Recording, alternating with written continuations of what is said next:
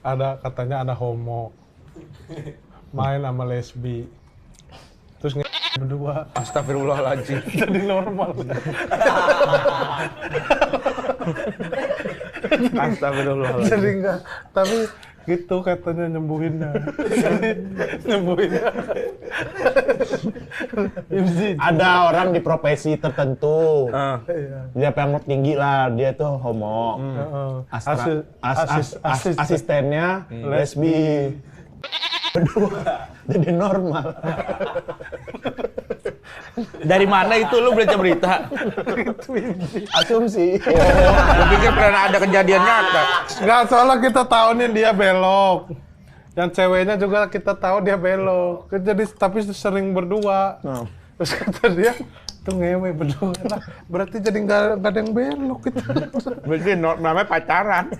Kalau kayak gitu Ya berarti. iya jadi sembuh. Jadi nyembuhinnya gitu katanya.